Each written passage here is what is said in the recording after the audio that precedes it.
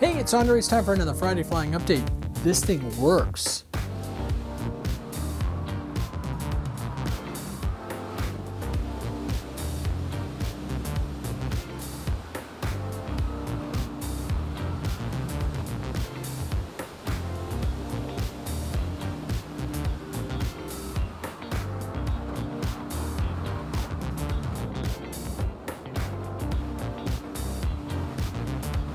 Yes, this is given to me by my buddy Matt in Ohio, and so far I've flown successfully with the UMX Timber, and it will be an ongoing test as I move up. I've already synced it up with, the Inductrix Plus, and the next thing on the bench to test will be doing FPV with DSMX or DSM2.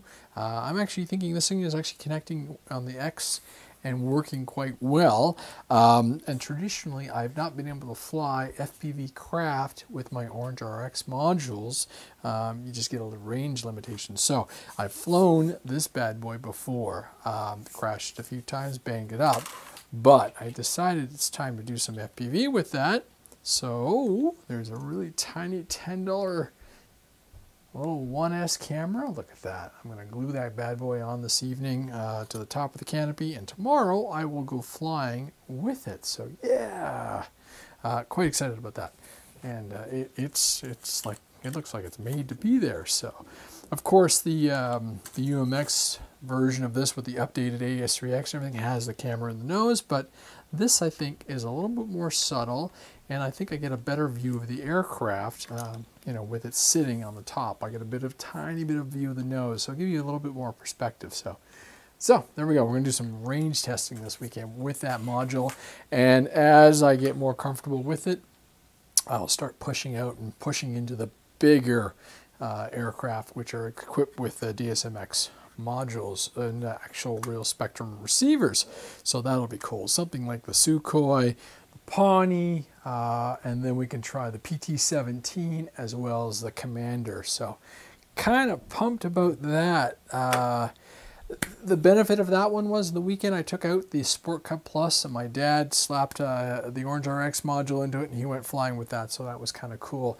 Last week's projects, I actually haven't edited the two videos. I've got the video the flight video with the slowpoke, and then obviously I had the you'll see the footage from the intro sequence and everything, and the extra sequence. But I was flying the Durafly Excalibur, just having a really good time.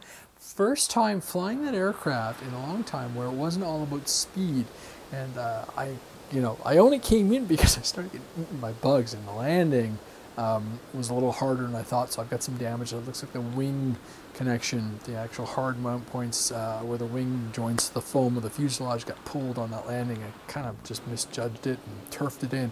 And then the only other really awesome news was the fact that I went out flying with the Phantom for the first time since March, since I did that Movio, the Mevo goggle test.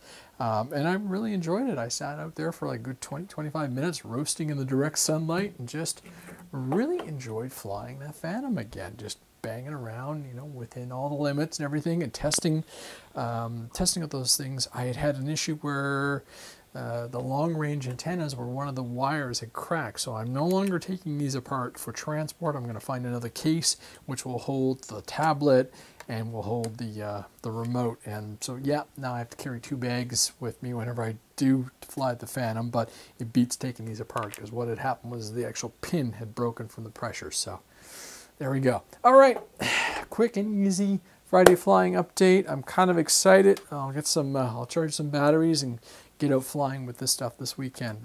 I'm Andre. Have a fantastic weekend. Thanks for watching.